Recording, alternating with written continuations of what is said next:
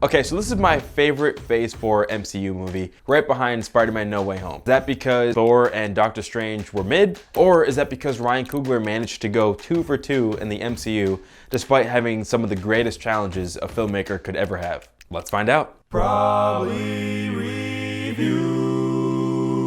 Also, just so you know, this review is spoiler-free, so nothing to worry about here. You are safe. Following the sudden and tragic death of King T'Challa, those closest to him are left with managing their grief and ruling/protecting Wakanda from the emerging threats in the world. Some new, some old, and some are fish people. And if you couldn't tell by all the promotional material, a lot of this movie does focus on Shuri and the responsibility her brother's death puts on her lap. Thinking back on it, I kind of have this almost empty feeling in my chest. And I feel like that has to do with how T'Challa's death was handled in the movie. And what's worse is that I think it could have been fixed with like one scene. Honestly though, that's a huge thing to tackle, especially with the real life parallels. So we'll talk about that later. And then for now, I'm gonna give praise to this movie because it does a lot of things right. This is one of the best MCU movies in a while, and I think that's because in Phase 4 they've been struggling to kind of find meaning and ways to develop their characters in a way that doesn't involve a grand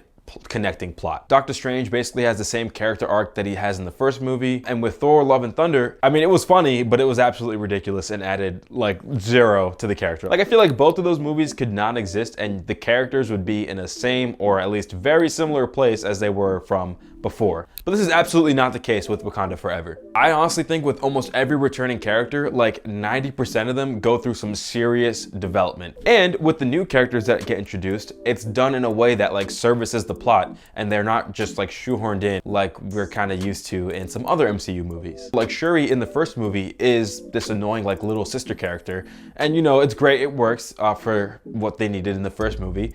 But obviously now things have changed and now Shuri needs to kind of take up a much larger role. Not only Letitia Wright as an actor, but like the character, both of them have to really step up and carry a lot more weight in this film. And I think that's really where this movie shines, with the performances and with the writing. Of course, I'm not gonna sit here and say it was like perfect all around. With the circumstances and then also with the handicap of being a Marvel movie, it was really, really well done. Also, Tenoch Huerta is introduced as Namor, and he plays the character with like such an intensity where sometimes it's subtle and sometimes it's like, you better watch out because he is coming for you. And honestly, he stole every scene that he was in. And I think the more and more we see him, he's gonna very quickly become some people's favorite MCU villain. Now, we all heard in the lead up to this movie how the actors used this film as a kind of way to get through their grieving. And it's one thing to hear it, but to see it on screen, you know it's true. It's rare as an audience that we know kind of what's going through the mind of the actor while they're performing. And I feel like in a way we connected more with the characters because of it. And that's the thing, like everyone knows they're in an MCU movie, but they are 100% putting like their all into it. Being a Marvel movie, you have the requirements. You have to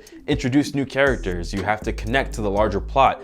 Have some throwbacks in there. It's a lot, and it's what people usually complain about in these movies. When it's done poorly, it takes you out. Also, this movie just looks really good. You know, it has creative uses of slow motion. I like the colors in it. They're really pulling away from that like old Captain America look where it was kind of washed out gray MCU. You know the look. The CGI gets a huge upgrade from the first movie, and you could tell like a lot more time and money was spent. So this movie is almost 3 hours long, which is like no joke. I feel like the movie pulls you along subconsciously in a way that makes you not really realize how much time has gone by. That being said, the ending did feel a little abrupt, but that kind of has to do with this empty feeling I have inside. So I'll talk about that in a sec. But I just want to say that this movie does really build to a Black Panther 3. That in a way that's kind of like a pro and con. When it came to the MCU Spider-Man movies, I wasn't the biggest fan because they didn't really feel like Spider-Man movies until No Way Home came out, and then it really brought together the whole idea that like that was his origin story. In the end, they were able to redeem the first two in a way that makes it feel like an intentional story. Now with Black Panther, the first one's really good,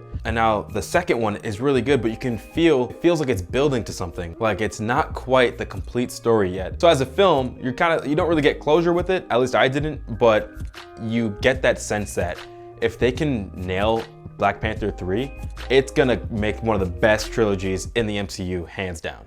All the Marvel requirements are done really well. It's just, I feel like it's holding this movie back.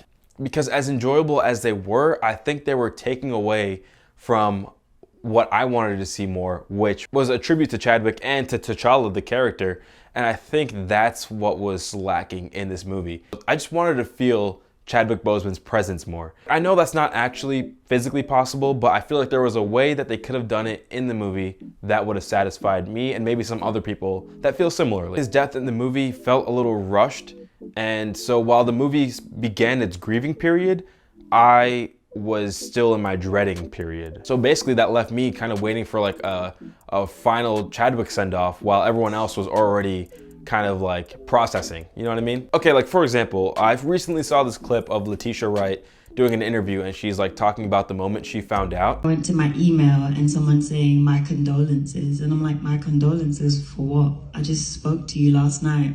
And I thought to myself, I'm gonna make this all go away. This is how I'm gonna make this go away. I'm going to call Chad and he's going to answer the phone. So I kept calling. And then I saw Daniel Kaluuya, and Daniel Kaluuya don't call nobody. He busy. I'm like, why is this brother calling me?